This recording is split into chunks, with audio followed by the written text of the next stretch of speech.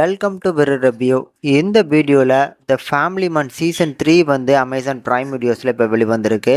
இந்த சீசன் 3 எப்படி இருக்குது அப்படிங்கிறத இந்த ரிவ்யூவில் பார்த்துடலாம். இதில் கதையை பொறுத்தளவுக்கு இந்தியாவில் இருக்கக்கூடிய நார்த் ஈஸ்ட் பகுதியான நாகாலாண்டில் வந்து பார்த்திங்கன்னா இந்த கதை ஸ்டார்ட் ஆகுது. ஸோ அங்கே வந்து ஒரு பெரிய குண்டு வெடிப்பு நடக்குது. ஸோ இந்த பாம் பிளாஸ்ட்டை தொடர்ச்சியாக அடுத்தடுத்து சில பாம் பிளாஸ்ட் நடக்கிறதுனால இந்தியாவே வந்து பார்த்திங்கன்னா ஒரு பெரிய பதட்டமான ஒரு சுச்சுவேஷனில் தள்ளப்படுது. ஸோ இந்த மாதிரியான இந்த பதட்டமான சுச்சுவேஷனை கொஞ்சம் அமைதிக்கு கொண்டு வரதுக்காக அங்கே போய் ஒரு அமைதி ஒப்பந்தம் போடுறதுக்கு பிளான் பண்ணுறாங்க.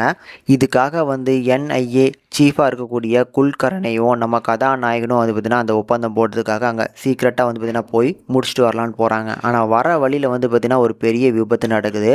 ஸோ ஒரு சில மர்ம கும்பல் வந்து பார்த்திங்கன்னா அவங்கள அட்டாக் பண்ண ஆரம்பிக்கிறாங்க. இதில் வந்து பார்த்திங்கன்னா அங்கே குல்கரணி அப்படிங்கிறவர் இறந்து போயிடுறாரு.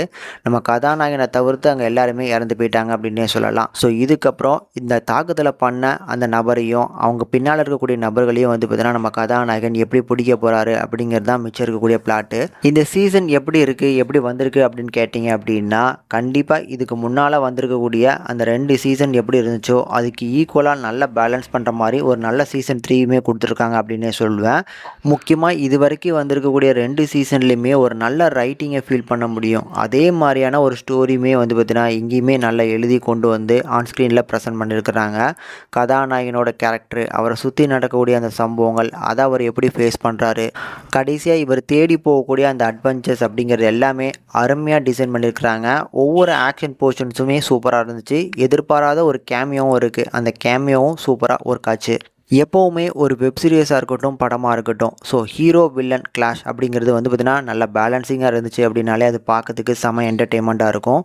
அப்படி இந்த வெப் சீரிஸை பொறுத்தளவுக்கு கதாநாயகனுக்கு ஈக்குவலாக வந்து பார்த்திங்கன்னா வில்லனோட கதாபாத்திரத்தையுமே பேலன்சிங்காக எழுதியிருக்காங்க, சப்போர்ட் பண்ணியிருக்கிறாங்க. ஸோ அதில் நடித்தவரும் சூப்பரான ஒரு பர்ஃபார்மன்ஸ். அதனால் கண்டிப்பாக பார்க்கறதுக்கு ஒரு ஒர்த்தபுளான சீரியஸுங்க. ட்ரை பண்ணி பாருங்கள்.